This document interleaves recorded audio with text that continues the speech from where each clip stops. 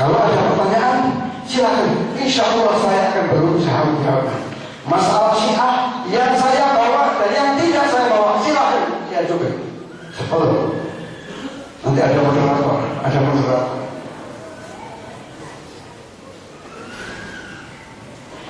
Pertanyaan yang pertama adalah, ya Habib, bagaimana kita ini oleh orang-orang Syiah dicap kelompok takfiri? Mungkin kita juga sudah sering mendengar ini. Itu yang saya maksud itu adalah satu fenomena yang sekarang biasa disebut sebagai takfirisme. Kecenderungan satu kelompok orang untuk mengkafir-kafirkan orang lain yang berbeda faham atau berbeda pandangan dengan dia. Dan gejala ini menurut saya sungguh sangat memprihatinkan, merupakan ancaman global, dan salah kalau orang menganggap bahwa negeri kita ini bisa bebas dari ancaman takfirisme yang resikonya luar biasa besar. Ada agenda internasional, geopolitik di Timur Tengah, yang diimpor, dibawa ke Indonesia, dan kalau kita sebagai bangsa tidak melakukan langkah yang tegas, maka saya khawatir impor radikalisme, impor eksklusivisme, impor takfirisme dari luar Indonesia ini akan mengancam keutuhan NKRI. Jadi begini, umat Islam mengkafirkan Syiah karena ajaran Syiah bertentangan dengan Al-Quran dan Hadis.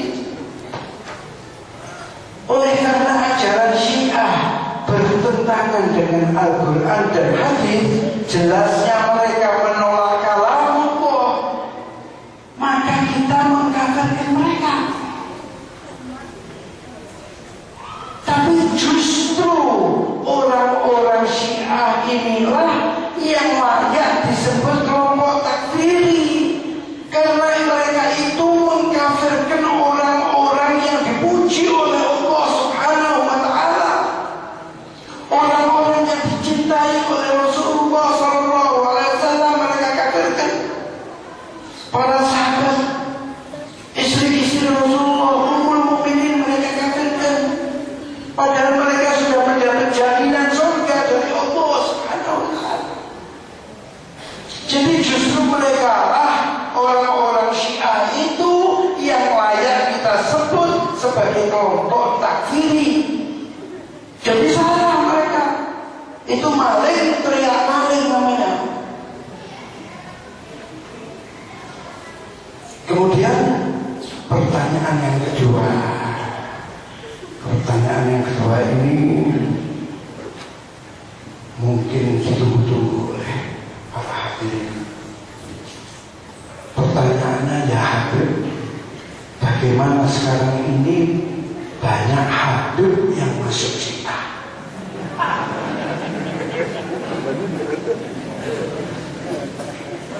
Ketika saya mendapatkan pertanyaan yang demikian ini, maka saya jawab, tidak ada Habib yang masuk Syiah. Loh, bagaimana kenyataannya? Kan ada itu. Seorang ulama ahli sunnah wal jamaah dari Habaib, yaitu Al-Habib Ali bin Abi Bakar As-Sakran, di dalam kitabnya Al-Barqah Al-Majidah, beliau menerangkan sebab hijrahnya Al-Imam Al-Habib Ahmad bin Isa yang dikenal dengan Al-Muhajir itu. Sebabnya beliau pindah dari Irak ke Hadramaut. Maka dalam keterangan beliau menerangkan bahwa saat itu di Irak ada timbul fitnah. Fitnah yang terbesar saat itu adalah timbulnya aliran sesat Syiah yang memusuhi golongan Ahlussunnah wal Jamaah. Karenanya Habib Ahmad ini itu di abad ketiga ya, dalam rangka menyelamatkan anak keturunannya dari faham Syiah yang menyesatkan, maka beliau hijrah dari Irak ke Hadramaut, tepatnya dari kota Basrah, daerah yang subur makmur, pindah ke Hadramaut yang yaitu dalam rangka menyelamatkan anak keturunannya dari faham Syiah yang menyesatkan. Katanya apabila sekarang ada dari keturunannya yang mengikuti aliran Syiah, berarti dia telah berkhianat kepada orang-orang tuanya. Itulah sebabnya Al-Habib Ali bin Muhammad bin Hussein Sahibul Maulid yang mengarang Maulid Sayyidul Durar itu, beliau mengatakan syuf alawi idza ma salak maslakal alawiyin ma hu alawiyin.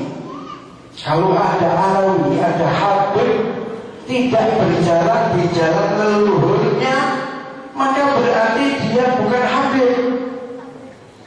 Lebih jelasnya, kalau ada habib tidak berakidahkan ahlu sunnah, maka dia bukan habib.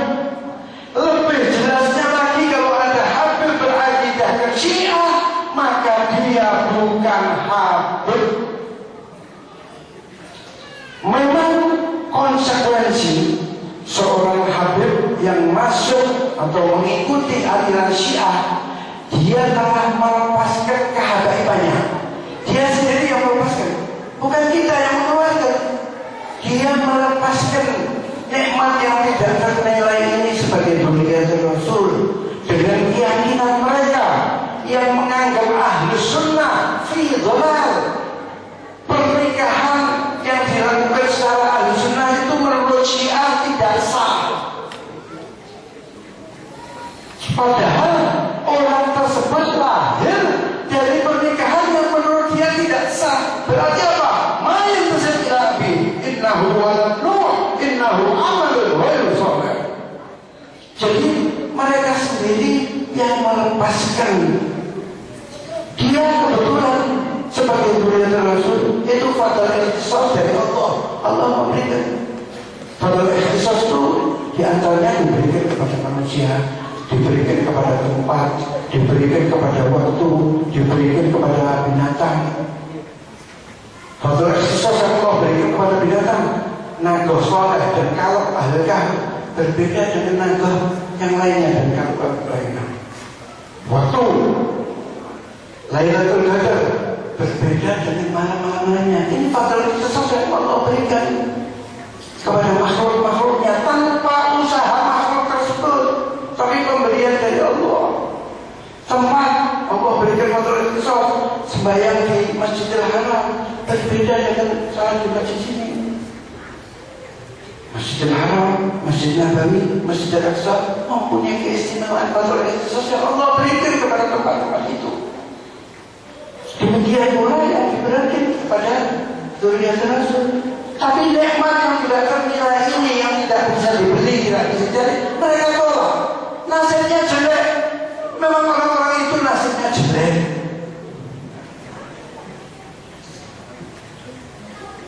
Lalu penanya kembali bertanya, lalu bagaimana kalau mereka itu bukan habib? Saya bilang mereka itu mantan habib. Jadi Pak Polisi kalau ketemu mereka jangan dipanggil Habib, Pak Mantan dipanggil Pak Mantan saja. Habib Ahmad dipanggil saya. Suruh menghadapi saya kalau mereka siap. Mau ngajak apa saja silakan. Mau dialog, mau apa silahkan. Datang kalau perlu datangkan dari Iran sana. Silakan, kami siap menghadapi mereka. Aliran sesat menghancur negara kita, berbahaya bagi agama, bangsa dan negara. Kita wajib menyelamatkan negara kita. Kita sebagai bangsa Indonesia wajib tiap individu mempertahankan, menyelamatkan negara kita dari faham-faham yang menyesatkan. Kita sudah mempunyai ajaran yang sudah dibawa dirintis dari pertama dari Wali Songo. Alhamdulillah. Kalau kita ada pertentangan, ada perbedaan, itu masalah furu yang tidak mengharuskan kita sampai putus. Tapi Syiah ini adalah agama tersendiri. Bahkan mereka mengakui itu sebagai agama Syiah yang tidak ada hubungannya dengan Islam wal muslimin. Saya rasa cukup. Itu yang saya sampaikan malam ini. Insya Allah lain waktu kalau ada kesempatan kita berjumpa lagi. Wassalamualaikum warahmatullahi wabarakatuh.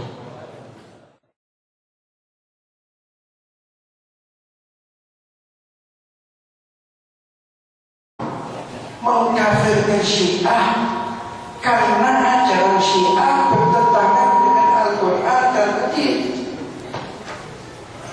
Oleh karena ajaran Syiah bertentangan dengan Al-Quran dan Hadis, jelasnya mereka menolak kalamullah, maka kita mengkafirkan mereka. Tapi justru orang-orang Syiah inilah yang layak disebut kelompok takfiri, karena mereka itu mengkafirkan orang-orang yang dipuji oleh Allah Subhanahu wa Ta'ala, orang-orang yang dicintai oleh Rasulullah Sallallahu Alaihi Wasallam mereka kafirkan.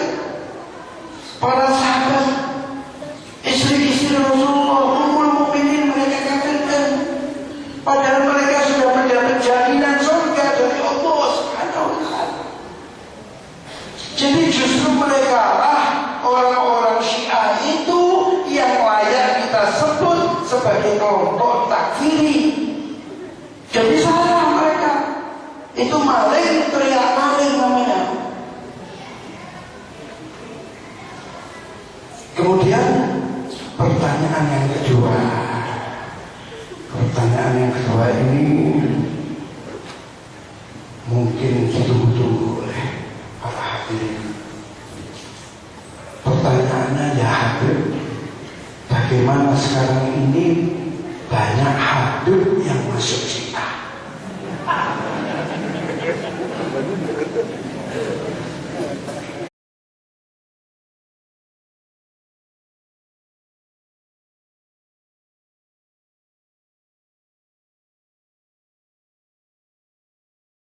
Silahkan. Kalau ada pertanyaan, silahkan. Insya Allah saya akan berusaha menjawab. Masalah Syiah yang saya bawa dan yang tidak saya bawa, silahkan. Ya coba. Halo. Nanti ada moderator. Ada moderator.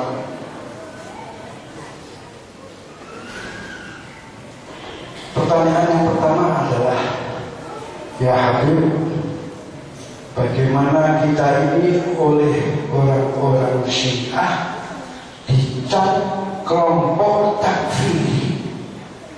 Mungkin kita juga sudah sering mendengar ini. Itu yang saya maksud itu adalah satu fenomena yang sekarang biasa disebut sebagai takfirisme. Kecenderungan satu kelompok orang untuk mengkafir-kafirkan orang lain yang berbeda faham atau berbeda pandangan dengan dia. Dan gejala ini menurut saya sungguh sangat memprihatinkan, merupakan ancaman global, dan salah kalau orang menganggap bahwa negeri kita ini bisa bebas dari ancaman takfirisme yang resikonya luar biasa besar. Ada agenda internasional, geopolitik di Timur Tengah, yang diimpor, dibawa ke Indonesia, dan kalau kita sebagai bangsa tidak melakukan langkah yang tegas, maka saya khawatir impor radikalisme, impor eksklusivisme, impor takfirisme dari luar Indonesia ini akan mengancam keutuhan NKRI. Jadi begini, umat Islam, ketika saya mendapatkan pertanyaan yang demikian ini, maka saya jawab, tidak ada Habib yang masuk Syiah. Loh, bagaimana kenyataannya? Kan ada itu. Seorang ulama ahli sunnah wal jamaah dari Habaib, yaitu Al-Habib Ali bin Abi Bakar As-Sakran, di dalam kitabnya Al-Barqah Al-Majidah, beliau menerangkan sebab hijrahnya Al-Imam Al-Habib Ahmad bin Isa yang dikenal dengan Al-Muhajir itu. Sebabnya beliau pindah dari Irak ke Hadramaut. Maka dalam keterangan beliau menerangkan bahwa saat itu di Irak ada timbul fitnah. Fitnah yang terbesar saat itu adalah timbulnya aliran sesat Syiah yang memusuhi golongan Ahlussunnah wal Jamaah.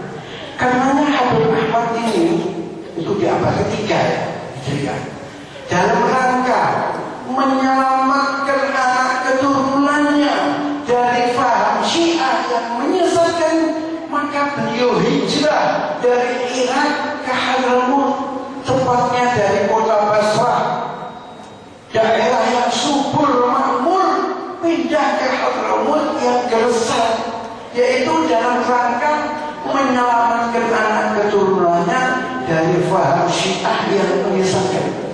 Katanya apabila sekarang ada dari Nabi, innahu walad Nuh, innahu amalun ghairu shalih. Jadi mereka sendiri yang melepaskan. Dia kebetulan sebagai murid Rasul itu fadl ikhtisas dari Allah.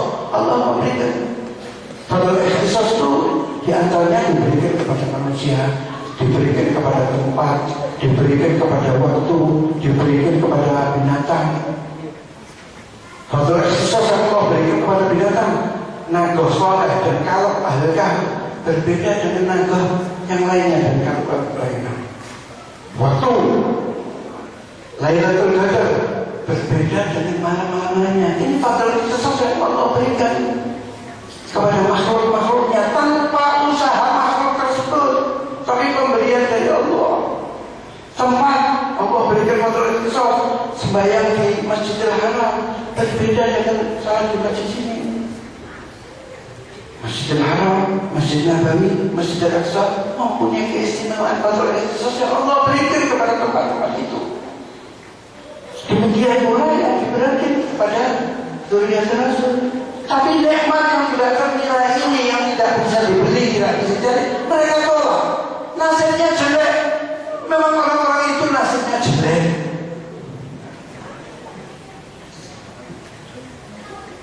Lalu penanya kembali bertanya, lalu bagaimana kalau mereka itu bukan Habib? Saya bilang mereka itu mantan Habib. Jadi Pak Polisi kalau ketemu mereka saya dipanggil Habib. Pak mantan turunannya yang mengikuti aliran Syiah berarti dia telah berkhianat kepada orang-orang tuanya. Itulah sebabnya Al-Habib Ali bin Muhammad bin Husain Sahibul Maulid yang mengarang Maulid Sayyidul Durar itu, beliau mengatakan syuf Alawi idza ma salak maslakal alawiyin ma huwa alawiyin. Kalau ada alawi, ada habib tidak berjalan di jalan leluhurnya, maka berarti dia bukan habib. Lebih jelasnya, kalau ada habib tidak berakidahkan Ahlus Sunnah, maka dia bukan habib. Lebih jelasnya lagi, kalau ada habib berakidahkan Syiah, maka dia bukan habib. Memang konsekuensi seorang habib yang masuk atau mengikuti aliran Syiah, dia telah melepaskan kehabaibannya. Dia sendiri yang melepaskan, bukan kita yang mengeluarkan. Dia melepaskan nikmat yang tidak ternilai ini sebagai mulia Rasul dengan keyakinan mereka yang menganggap Ahlus Sunnah fi dhalal. Pernikahan yang dilakukan secara Ahlus Sunnah itu menurut Syiah tidak sah. Padahal orang tersebut lahir dari pernikahan yang menurut dia tidak sah. Berarti